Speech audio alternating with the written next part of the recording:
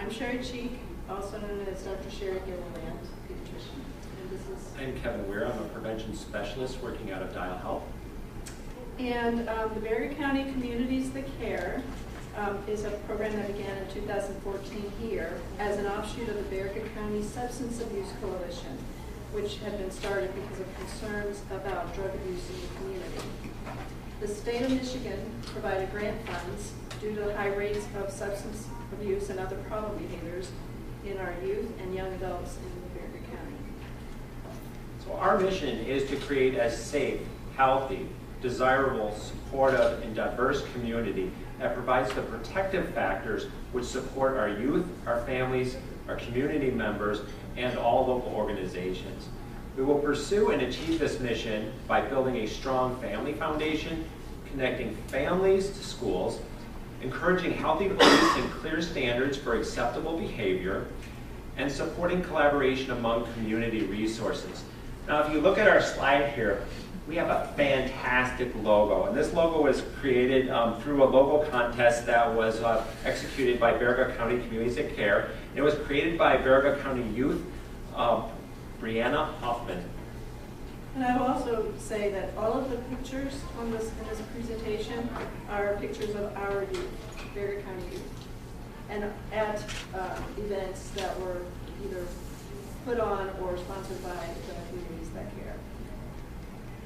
And the Communities That Care, and I'm going to, from here on, I'm going to call it the CTC, is a prevention program. It was originally developed at the University of Washington as a way to deal with community problems. It is evidence-based, which means that similar models have been used, studied, followed, and been shown to work by measuring success once the programs are in use. The community selects solutions in the form of programs that have been demonstrated to be effective for similar communities. So Communities That Care uses a process that's specific to Baraga County. Youth surveys are conducted every 2 years in grades 6, 8, 10, and 12, with cooperation and assistance from both L'Anse and Baraga area schools. The youth surveys that students completed generated the data that we use to determine which risk factors are most important to target for reduction. The community then chooses the specific priorities to focus on, and we're going to be talking about that a little bit later today. Our goal is to reduce problem behaviors in our young people. When we use the phrase risk factors, it refers to things in a young person's environment that makes it more likely that he or she will develop a problem behavior. The phrase protective factors refers to the things that make it less likely a problem behavior will develop in the first place. So broad community involvement is key to making the CTC work. People from all of these groups on the slide need to be actively involved, and actually the list is of people who are involved at this point. Community supporters for the CTC. Membership is free and open to the public, and all hands are definitely welcome. Building youth resilience involves providing opportunities for the youth, enhancing the skills that they have, and recognizing the positive things that they do. So in February of 2017, so this year, the CTC youth surveys were administered to the students at L'Anse and Baraga schools. The questions assess students' involvement in problem behaviors, risk factors that predict those behaviors, and protective factors that can help buffer against risk for our young people. The survey was then compiled by a professional independent agency for review. The data work group looked at the results and identified priorities based on comparisons to the previous survey in 2014, along with data from similar communities. Once again, it's important to remind everyone that the data work group had no way of knowing which students and from which schools individual surveys were from. Neither did anybody else on the CTC, Baraga County CTC. These are some of the, I just want to point out, in the data, it refers to domains. Domains just means parts of a youth's environment that have an effect on their attitudes and on their behaviors. There were 286 surveys that were completed out of a total of 365 students. so that's 78%. The reason for that relatively low answer rate was because we had a flu epidemic during the 2 weeks that we were administering that survey.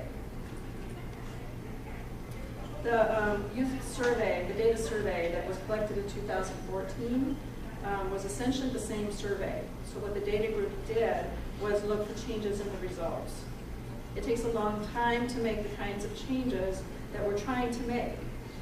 But one of the factors that was chosen in 2014 to focus on has definitely shown improvement across 3 grades. That's perceived risk of drug use. The problem behaviors reported improved between the 2 surveys. The other factors basically remained constant, pretty constant over across the 2 surveys. We chose factors to focus on that either were unchanged or significantly worse. We also chose factors in which Baraga County scored significantly worse than the national average. So the data group looked at data from a variety of different sources. On the screen here, you'll see a number of additional sources that were used in conjunction with the survey. And they looked particularly for things like youth suicide, school dropout, and teen pregnancy rates, in addition to what was collected on the survey. We reviewed these additional resources when looking at problem behaviors to get an idea of how Baraga County compares to other counties and states. Are there any questions about the logistics of the data collection before we move forward to the actual data? We want to start out by stressing the strengths of Baraga County, as shown by their responses to the youth survey questions. They are motivated to follow society's expectations and standards. The data revealed a high belief in moral order, low levels of rebelliousness, low gang involvement, higher graduation rates than the statewide average, and low numbers of kids changing schools and moving frequently.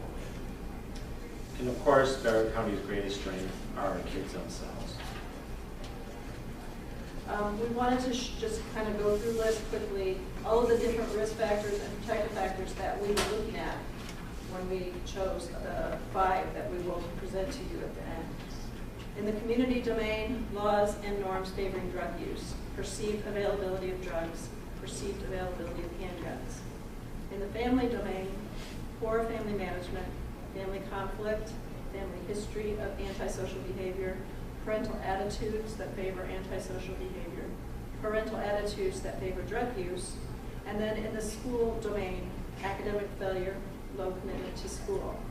And then finally, in the peer and individual domain, we looked at rebelliousness, early initiation of antisocial behavior, early initiation of drug use, attitudes favorable to antisocial behaviors, I think I read that one, perceived risk of drug use, interaction with antisocial peers, friends' use of drugs, rewards for antisocial behavior, intentions to use drugs, depressive symptomatology, and gang involvement.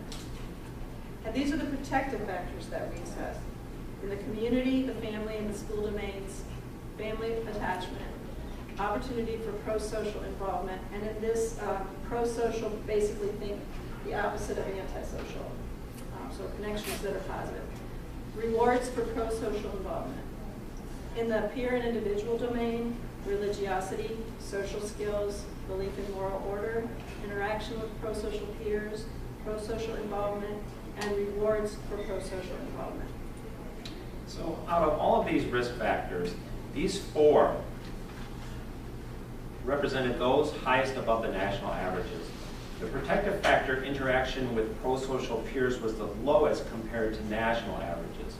All 5 are areas of needed improvement. We are seeking community input to determine which factors to focus on when the CTC selects targeted programming to prioritize over the next several years. We need to focus on just a couple of the factors in order to maximize the benefits of our efforts. If we try to focus on all of these, we won't be able to give the full effort they need in order to make positive community change. And actually later today, you'll get a chance to vote on those factors. So I'm going to review, first of all, depressive symptomatology, basically depressive symptoms. The review of survey questions relating to depression and self-worth showed some concerning statistics. In all grades, the percentage of our youth experiencing symptoms of depression is startlingly high, significantly higher than the national norm. On this slide, the red is the national norm, the yellow is the 2017 data, and the blue is 2014 data. Something to remember when you're looking at this data as well is that the 10th graders that are shown in blue are now the 12th graders shown in yellow. We're close to that, yes. So the national norm for depression symptoms overall was about a third of youth, so about 35%. Our youth claiming depressive symptoms overall ranged from a low of 39%, or 4 out of 10 sixth graders, to a high of 46%, or nearly half of 10th graders. In comparison, in 2014, our youth claiming depressive symptoms overall ranged from a low of 38% of sixth graders to a high of 54% of 10th graders. The reason we didn't focus on this indicator with the 2014 results was that the national average in 2014 was significantly higher than it is this year, and our youth rates were not significantly different. In 2017, while the rest of the country's rates have improved, our youth's rates have become more noticeably significant. These are the questions that were asked related to this factor. In particular to me, in response to the question, in the past year, have you felt depressed or sad most days, even if you felt okay sometimes? 37% of our youth across all grades answered some form of yes.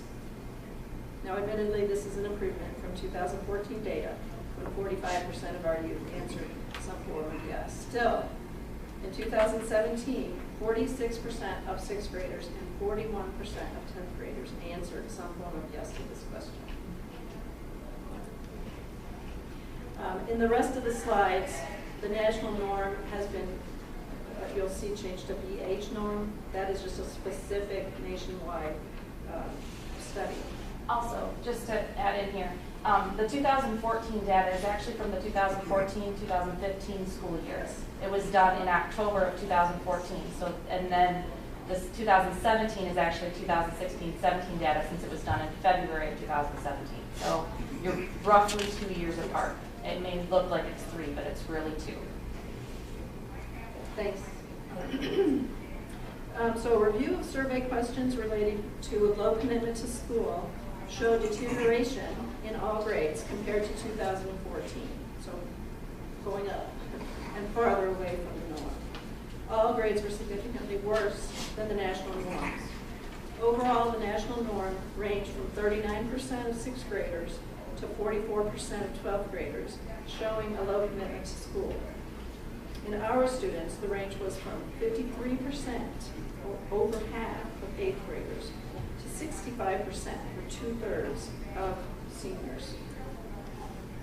The survey questions related to this factor, there were 5 questions, including during the past 4 weeks, how many whole days of school have you missed because you skipped or cut, ranging from none to 11 or more. How often do you feel that the schoolwork you are assigned is meaningful or important?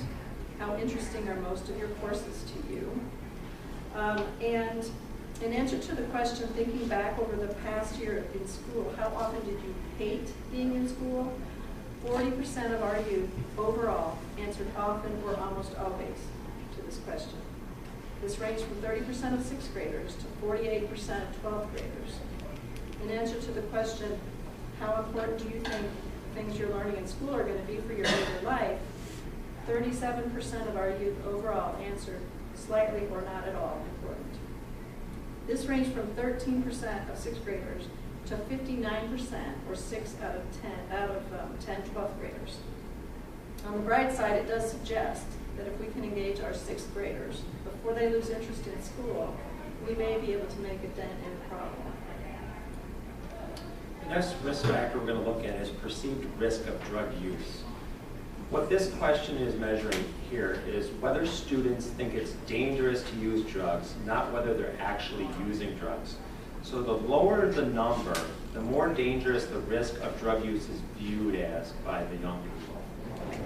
Since 2014, scores have decreased, in other words, improved, but we're still more than 20 points above the norm for 6th grade, 10 points above the norm for 8th grade, 9 points above the norm for 10th grade. So if you look at this. So actually, the higher it is, the worse. Go ahead, sorry. Okay. It's important to note that these grades did receive an evidence-based prevention program over the past 2 years in both L'Anse and Baraga schools since the last survey was taken. In addition, scores have increased, in other words, gotten worse for 12th grade. It's interesting to note that to the best of our knowledge, this grade did not receive any substance abuse prevention programming targeted towards this risk factor. It's also important to remember that the risk factor, perceived risk of harm from drug use, has been targeted by Baraga CTC efforts more than any other single risk factor to date. So it's going to be interesting to see if these reductions are sustained or if they even continue to decrease between now and the next survey. So it's still too early to tell, but there's reasons to be a little bit optimistic. Just to give you a quick rundown of kind of the things that the Communities That Care has done to address this risk factor, they help implement Botman life skills in 6th, 7th, and 8th grades in both schools. L'Anse 10th graders received another substance abuse prevention program called Towards No Drug Abuse. Both of these are evidence-based programs. That was in 9th grade. Many of the young people were exposed to the Wait 21 and Crave 21 campaign in Baraga schools. Also through a CTC campaign and billboard campaign that was done, as well as Neon Night. The CTC also created a huge alcohol-free event for young people called Above the Influence. I don't remember if you guys remember that or not. But did they have a youth dance? There was a kind of a family fair. There was stunt motorcycle riders brought in. At many of the local events, we've been delivering the Talk They Hear You campaign, which encourages parents to get involved in talking to their kids about drug use and the dangers and consequences involved. And we've also delivered one Guiding Good Choices parenting program here in Baraga County. Another one will be scheduled probably as soon as school starts again. We'll try and, again, engage parents in that conversation with how they can talk to the kids about drugs and other problem behaviors. And I've gotten really good feedback so far. That's pediatrician. Fantastic. The Substance Abuse and Mental Health Services Administration data indicate that among people ages 12 to 20, the rates of alcohol use and of binge drinking are much higher in the UP than the state average. And that among those ages 12 and over, marijuana and cocaine use, along with binge drinking, are higher than the state average. While the perceived risk of monthly marijuana use and binge drinking are lower than the state average, Baraga County data captured in the 2017 University of Wisconsin Population Health Institute's report indicate that out of 83 counties in Michigan, Baraga County ranks 76th on health factors, a measure which includes excessive drinking and alcohol-related traffic deaths. The next risk factor we'll look at is a family history of antisocial behavior. As you can see in all grades, the percentages are still above the national norm.